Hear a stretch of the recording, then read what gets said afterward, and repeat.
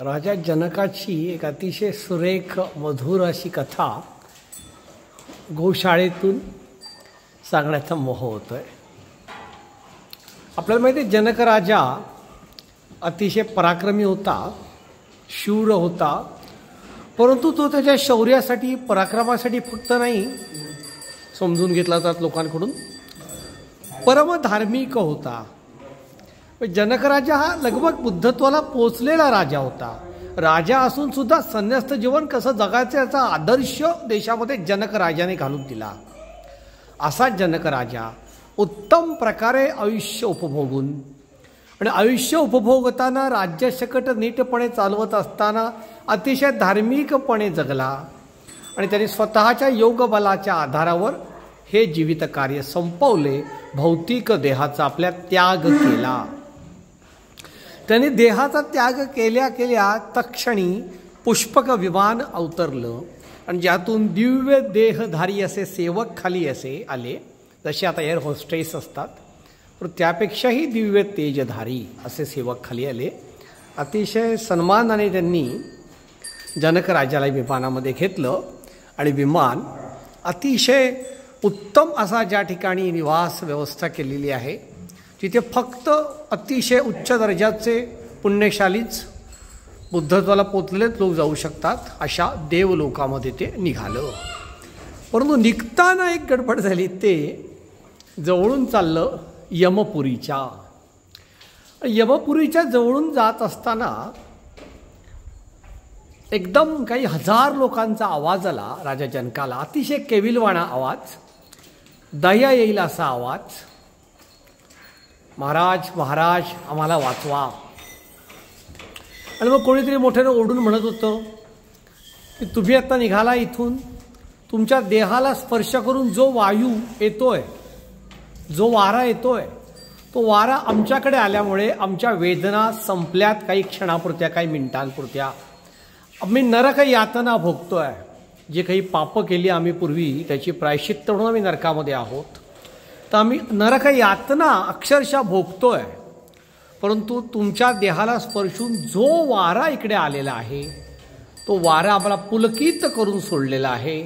आमची यातना मिटलेल्या आहेत. जसजसे तुम्ही दूर जाताय तसतशी यातना परत सुरू होतील असं वाटतंय. कृपा करा हे राजश्री, हे दयानिधी, तुम्ही इकडे या. राजाने हे ऐकलं आणि तत्क्षणी त्याने विमान थांबवण्याचा आदेश दिला आणि तो नरकाच्या दरवाजाजवळ गेला. ताबडतोब त्या ठिकाणी यमराज आले.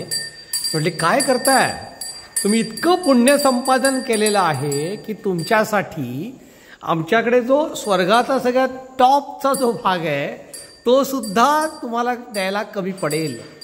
इतकं तुमचं पुण्य आहे. बुद्धत्व प्राप्त केलेलं आहे तुम्ही जिवंतपणी.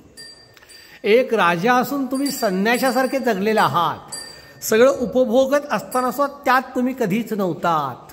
आदर्श पुरुषोत्तम आहात तुम्ही. कशाला नरक यात्रा नरकात तुम्ही प्रवेश करताय? नाही म्हटला. आज या ठिकाणी मला लक्षात आलं आहे की हजारो हजार लोक या ठिकाणी त्रास सहन करतायत. तर तसंच त्रासदीमध्ये सोडून मी पुढे नाही जाऊ शकत. तो धर्म नाही होणार. यमराजाने सांगितलं, हे राजन, तुला माहीत नाही यांनी किती त्रास दिलेला आहे, चुकीचे वागलेले आहेत हे लोक. याच्यामध्ये हा जो समोर तुला ग्रस्त दिसतोय त्यांनी अतिशय विश्वास त्याच्यावर ठेवणाऱ्या मित्राच्या पत्नीवर बलात्कार केलेला आहे. अशीच घृणास्पद कृत्य त्याने अजून काही केलेली आहेत. त्याला 10,000 वर्ष आम्ही उकळत्या तेलात तळून काढलेला आहे आणि आता त्याला डुकराचा जन्म मिळणार आहे. आणि तो जन्मसुद्धा असा मिळणार आहे की सारखे शिकारी ज्या वनामध्ये असतात त्या वनात त्याचा जन्म होणार आहे. कधीही तो धड आराम करू शकणार नाही, पोटभर खाऊ शकणार नाही, सारखा मरणाच्या भीतीने पळत राहील आणि मग त्याला मनुष्य योनी मिळेल, त्याचा तो छक्का म्हणूनच जन्माला येईल. अशा प्रकारे सगळे हे विविध प्रचंड पाप करून पृथ्वीवर अनेकांना त्रास देऊन आलेले आहेत. यांच्या ओठावर एक, ह्यांच्या मनात एक, ह्यांच्या बोलण्याची भाषा वेगळी आणि करण्याचं काम वेगळं, मनात तिसरंच. आपल्या सगळ्या आप्तजनांना फसवणारे, चिटिंग करणारे, जणू काही कपटबुद्धी असलेले असे सगळे हे जण इथं आहेत. कधीही आणि नामस्मरण केलेलं नाही आहे ईश्वराचं. श्रद्धाने कशावरच ठेवलेली, फक्त स्वतःचा आणि स्वतःचा विचार आणि लबाडी अशा लोकांसाठी तू कशाला त्रास घेतोयस? नाही म्हटले. जनक राजा म्हटला, मला नाही शोभत ह्यांना टाकून जाणं, मी ह्यांना टाकून जाणवू शकत नाही. मग तुला तुझं पुण्यपणाला लावायला लागेल. हो म्हटलं, माझी पुण्यपणाला लावण्याची तयारी आहे. मग हे बघितलं, एखाद्याला जर सोडवायचं असेल तर तू एकदा सकाळी उठल्या उठल्या ध्यानस्थ बसला होतास, ध्यानातून तू राम राम राम राम राम असा उत्स्फूर्त बोलला होतास.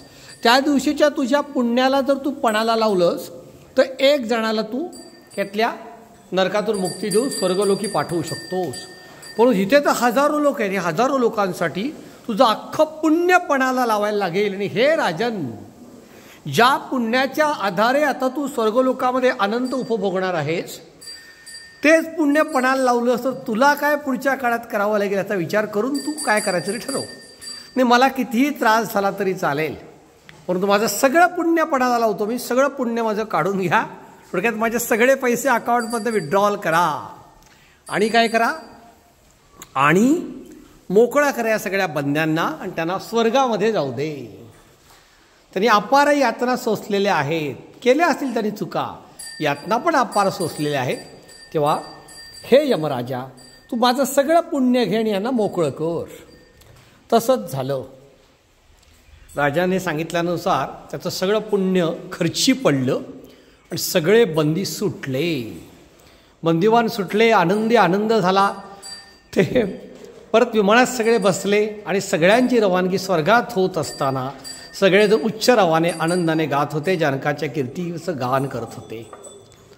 त्यानंतर यमराजाला विचारलं, तेवढा तिथे धर्मराजा आला. त्याला कळलं जनक आलाय. म्हणून धर्मराजा जो आधीच स्वर्गामध्ये पोचलेला होता तो जनक राजाला भेटायला आला. आणि त्याला कळलं की आपली सगळी पुण्याई पणाला लावून जनकाने नरकात यातना सहन करणाऱ्या, रौरव नरकात राहणाऱ्या, सगळ्या जिवंत असताना प्रचंड पाप केलेल्या मंडळींची मुक्तता केलेली आहे. म्हणून तो धावतच आला. तर जनकाला आलिंगन दिलं आणि विचारलं, त्या चरणाऱ्या गाईला तू थांबवलंस आणि तिला वाट बदलून दुसरीकडे जायला लावलंस. अरे जनका, एखादी गोमाता चरत असताना जर तिला थांबवलं, चरण्यापासून तिला विरोध केला, तिला खाण्यापासून दूर केलं, तर त्या पापासारखं दुसरं पाप नाही. म्हणून एवढं पुण्य अर्जित केलं असताना सुद्धा तुला नरकाच्या दरवाजाजवळ यायला लागलं. याला कारण तुझ्याकडून चुकून का होईना गोमातेला दिला गेलेला त्रास. जनकाचे डोळे उघडले. गोमाता किती महत्त्वाची आहे त्याला कळलं. त्या क्षणी युधिष्ठिरने आपलं वाक्य पुढे केलं. आणखीन एक गोष्ट लक्षात घ्यायच्या मागे असा सुद्धा हेतू असेल, तुझ्या हातून चूक झाली, तुझ्या नकळत झाली, पण कदाचित देवाने ती मुद्दाम घडवली असेल. कारण ह्या निमित्ताने तू नरकाच्या दरवाजाजवळ आलास आणि म्हणून इथले हजारो हजार लोक जे दुःख भोगत होते त्यांची मुक्तता झाली. तेव्हा वाईटातही चांगलं आहे हे नक्कीच. यातून माझ्यासारख्या अनेकांच्या असं लक्षात आलं पाहिजे की गोमातेला चरण्यापासून नुसतं आपण दूर केलं तरीही जर धर्मात्मा पुण्यात्म्या जनकाला नरकाच्या दरवाजावर जावं लागलं, तर जे लोक गोमातेची हत्या करतात, गोमातेला त्रास देतात, तिला दूरवर नेऊन सोडतात, ती दूध देत नाही म्हणून तिला त्रास देतात, तिला खायला घालत नाहीत, तिच्यासाठी ओला चारा पिकवत नाहीत, तिच्याकडे पैसे खर्च करून खाणं आणून देत नाहीत, त्या लोकांची काय अवस्था होत असेल. नमस्कार. शेठ गोशाळा, रत्नागिरी मंडणगडमधून मी सचिन शेठ. जय हनुमंत, जय श्रीराम, जय गोमाता, वंदे मातरम.